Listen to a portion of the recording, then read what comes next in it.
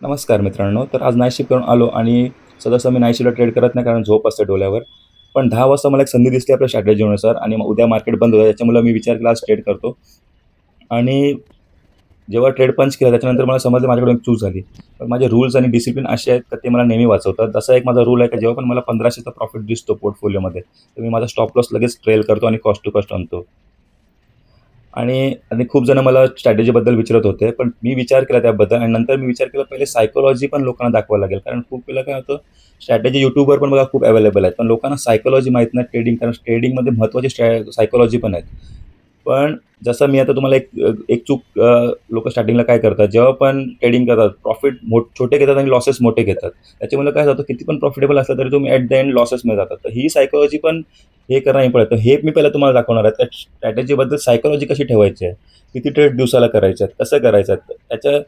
त्याच्यामुळं काय होणार तुमची स्ट्रॅटेजी जेव्हा सायकॉलॉजी इंटॅक्ट असेल तेव्हा पण तुमची स्ट्रॅटेजी वर्क करेल. आता बघा मी गेल्या रीलमध्ये बघा मी 5,000चा प्रॉफिट केला गेल्या गेल्या टाईम. पण आता मला ते प्रॉफिट परत मार्केटला द्यायचं नाही. कारण मी आता मार्केटच्या पैशांवरच ट्रेड करतोय.